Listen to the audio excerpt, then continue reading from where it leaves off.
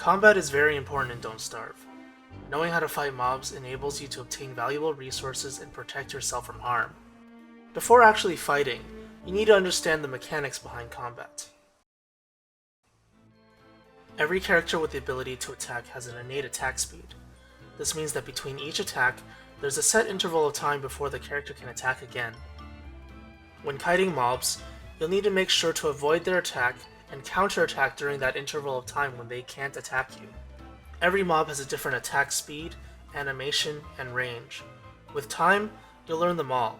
If you're unsure about their offensive capabilities, you can gauge it by running in and out while not attacking. This lets you get a feel for their movements and capabilities. There are two types of attack inputs in Don't Starve: attack and force attack. Attack is the regular attack input. By default, attack is executed by pressing F. Your player character will attack the closest aggressive mob. This means the mob must be hostile towards your character for this to work. If the mob is not hostile, pressing F will do nothing. Force attack is similar to attack, except it will attack the closest target, regardless of aggression type. This includes passive and neutral mobs, or even structures that can be damaged, such as walls. By default, this is executed by holding left control and then pressing F. Because your player character will attack the closest target, be careful with this input when near passive or neutral mobs. You might accidentally attack an allied unit like Chester or Glommer. Or worse, you might attack a neutral beefalo or beehive and then get run over by a swarm of them. Once you acquire a target with force attack, it can be attacked with regular attack or by holding down the F key. Note that the F key input corresponds to left click on the mouse. Left clicking an enemy will result in a regular attack. Control left clicking a target will result in force attack. Using the F key is generally easier unless your clicking is very precise. Although it's important to know how to kite and kill everything, there are 3 mobs that take priority over everything else in the early game.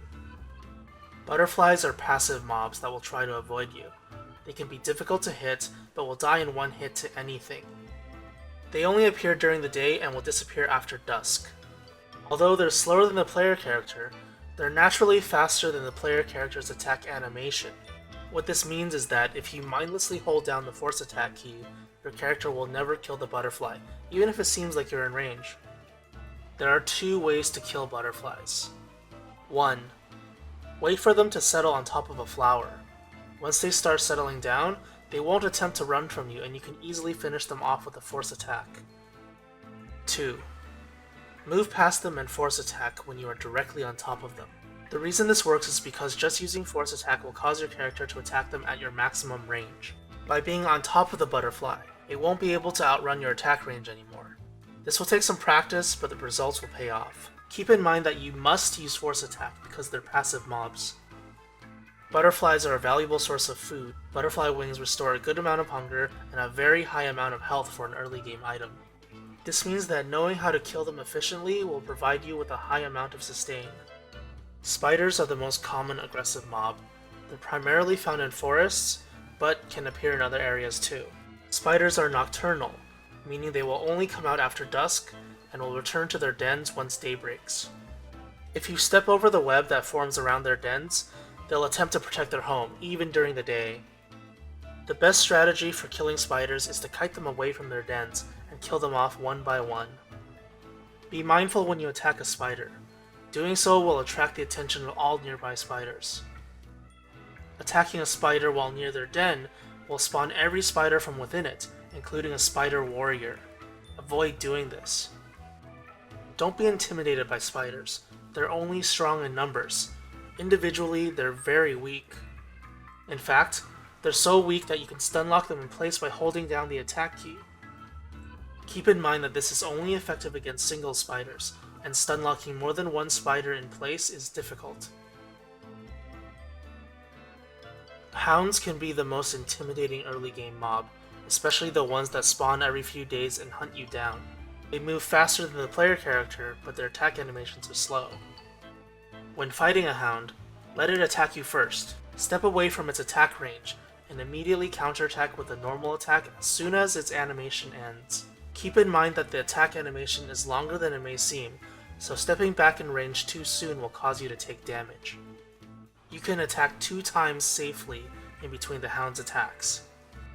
If you have a tentacle spike or any other weapon that hits for over 50 damage, you can kill a Hound before it gets a chance to attack a second time with 3 well-timed consecutive attacks. When fighting more than one Hound, it's a good idea to run around in circles, using the road if possible. Try to keep the Hounds stacked up.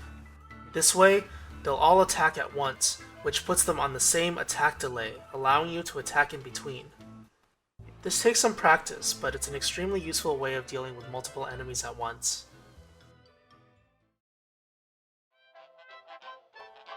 Combat can be quite detailed. There are numerous mobs with unique capabilities that can be tricky to handle. There's still a lot to cover, so I'll make sure to make more episodes that focus on combat in the future. I hope you enjoyed this episode. Thanks for watching, and don't starve.